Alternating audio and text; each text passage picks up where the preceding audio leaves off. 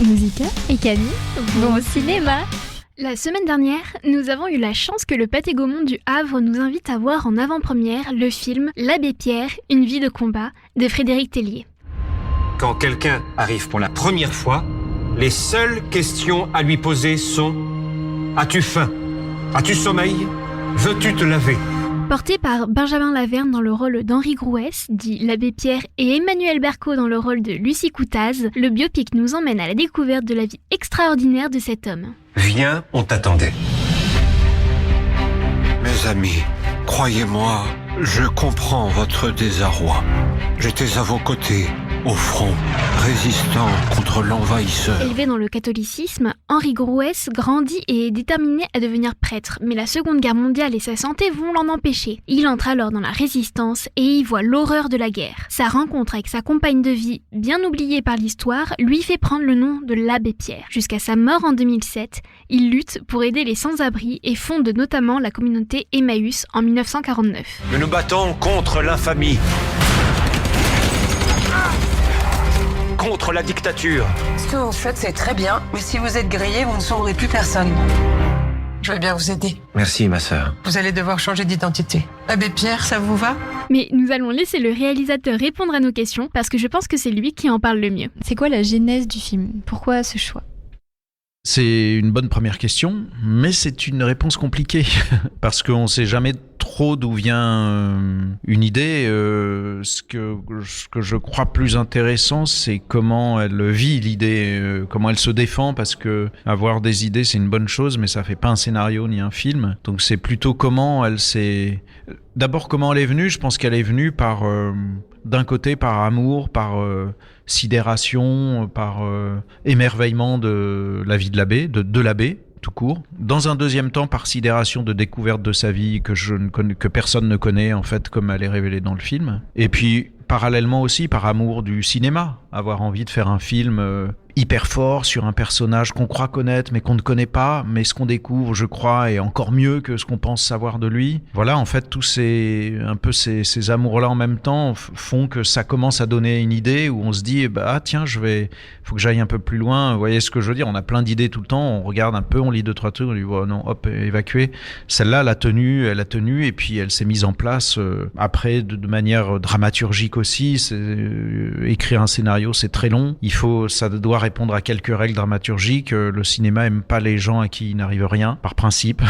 Il faut qu'il y ait eu des obstacles, des échecs, des trahisons. En vrai, dans la vie de l'abbé, sa vie n'a jamais été tranquille. Au contraire, c'est vraiment une vie de super-héros sans super-pouvoir. Et quoique, finalement, il a quand même vachement de super-pouvoir, quoi. Oui, c'est vrai, c'est quand même un très gros travail de recherche. Ça prend combien de temps à peu près de faire des recherches, ou c'est assez aléatoire, ou ça dépend Moi, je fais des films que sur des histoires vraies. Je sais pas pourquoi, ça changera peut-être, mais j'ai des films. Le film que j'ai fait avant, Goliath, ça a été 5-6 ans de recherche parce que c'était un sujet très enfoui partout, que je ne connaissais pas, qui était pas très net, justement. C'est un film sur les pesticides, les lobbies de pesticides, donc tout était flouté de partout. Donc ça a été long pour s'approcher un peu d'une vérité. Là, quand même, j'avais accès à un monument de notre histoire, avec beaucoup de documentation, beaucoup de gens, beaucoup d'historiens qui le connaissent, qui le traitent, beaucoup de témoignages autour, donc beaucoup d'archives, énormément d'archives auxquelles j'ai eu accès, un accès illimité et inédit. Donc ça raccourcit quand même ce temps, et j'avais beaucoup de conseillers autour. Disons que là, l'écriture du scénario complète, c'est 3 ans et demi, incluant ça. C'est quoi justement les appréhensions ou les enjeux en tant que réalisateur quand on fait un biopic? Le premier stress, c'est... Enfin, moi, dans mon cas, le tout premier stress dont on a parlé avant, c'est attention, il y a peut-être pas grand-chose à révéler, quoi. En fait, l'icône est tellement écrasante...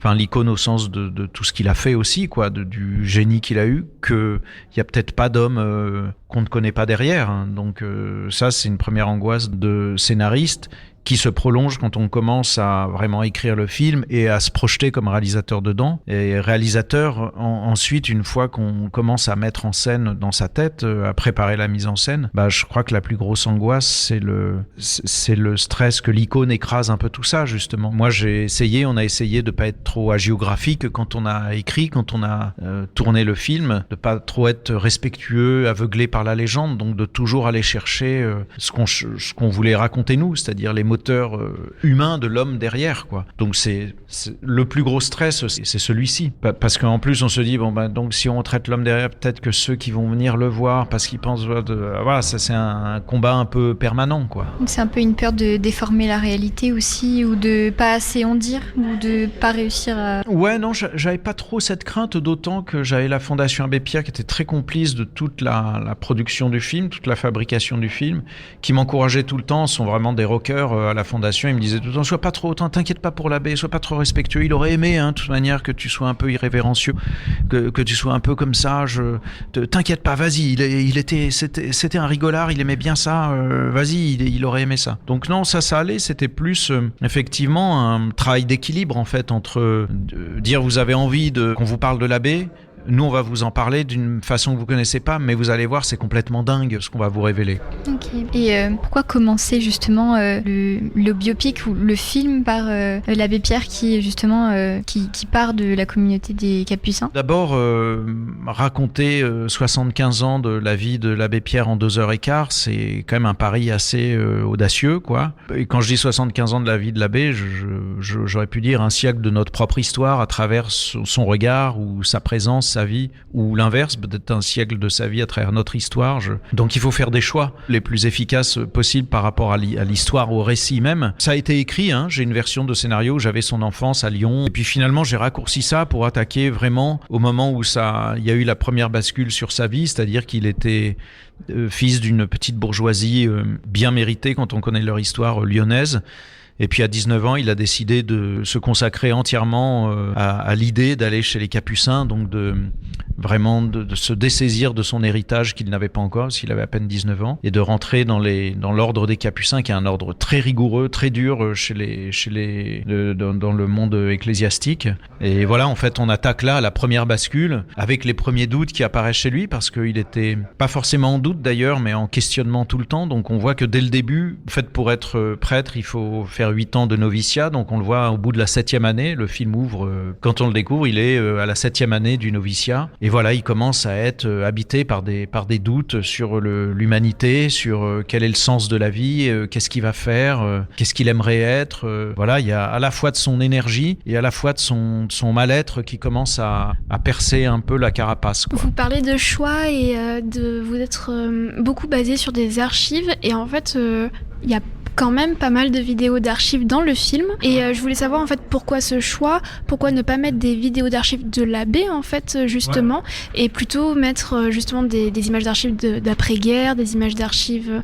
D'ailleurs aussi une autre question, est-ce que les personnes SDF sans-abri à la fin du film, est-ce que ce sont des acteurs ou des images d'archives en fait? Parce que en fait quand je parle d'archives dans la recherche que j'ai fait, j'ai vraiment eu accès aux archives de l'abbé, c'est-à-dire par exemple on découvre qu'il a un grand copain d'enfance, François Garbi, qu'on voit au début du film, qui va le suivre entre guillemets toute sa vie. Moi j'ai eu accès à la correspondance entre deux. On va découvrir la présence de Lucie Coutaz, qui est sa grande compagne de vie, c'est une des grandes découvertes dans le film, et qui l'a suivi pendant 40 ans. Moi j'ai eu accès à des petits films Super 8 que l'abbé, elle détestait être filmée, donc lui s'amusait à la filmer, on la voit un peu pester sur l'abbé qui la filme. Voilà, c'est ce genre d'archives en fait. Il avait préparé son départ pour les grandes vacances, comme il disait, et il a cédé toutes ses archives, toute sa correspondance, toutes ses photos. Il faisait beaucoup de photos de ses petits films, ses mémoires, ses carnets intimes. Il a tout cédé aux archives nationales du monde du travail à Roubaix. Il a choisi le monde du travail, il aurait pu choisir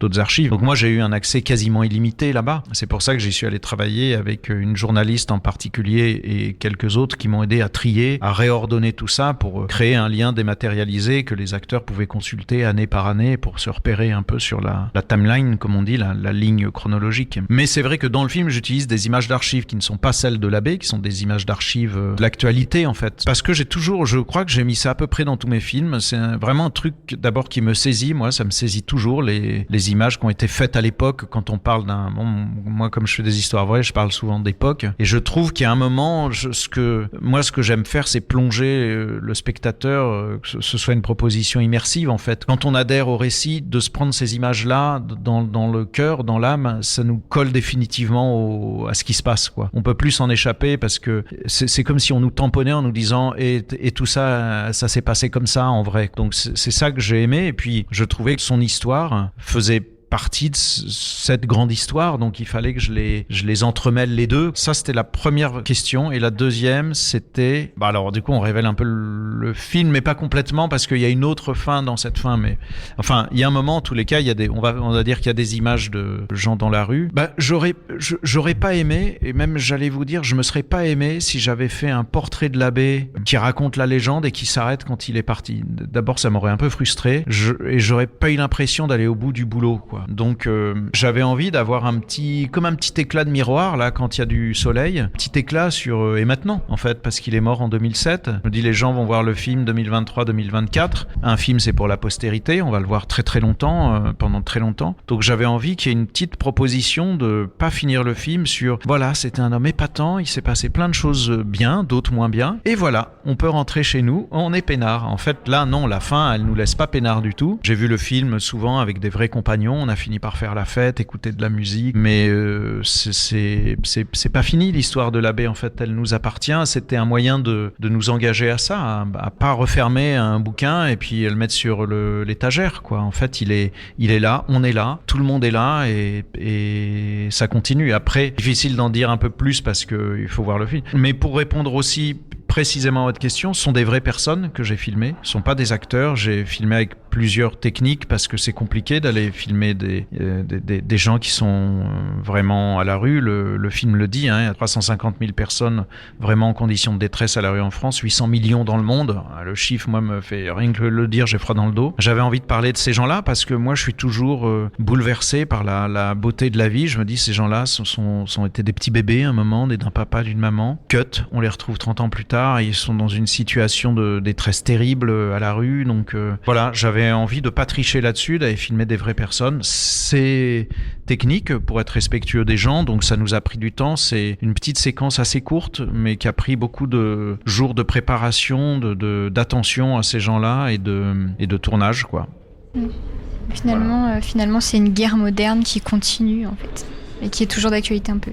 En fait, je crois que de manière philosophique et aussi de manière très basique, ça fait partie des combats qui ne s'arrêtent jamais, qui ne seront jamais gagnés, mais qui ne s'arrêtent jamais, comme la vie en fait, quoi. On est en vie, on sait que ça s'arrête, mais faut quand même vivre comme si ça s'arrêtait jamais. Là, c'est pareil, c'est un combat qu'il ne faut jamais lâcher, quoi. Et d'ailleurs, l'abbé l'a fait de manière solaire aussi, il le dit à la fin du film, on n'est pas obligé d'être accablé. J'aimais bien un philosophe, j'avais lu un philosophe qui disait ça, de ne jamais sortir de l'humanité en fait. Il ne faut jamais sortir de l'humanité. Je pense que c'est ça que dit le film et que disait l'abbé, quoi. Va pour Abbé Pierre. J'étais à vos côtés, sur les bancs de l'Assemblée. Les malheureux souffrent et regardent vers vous, et vous ne faites rien.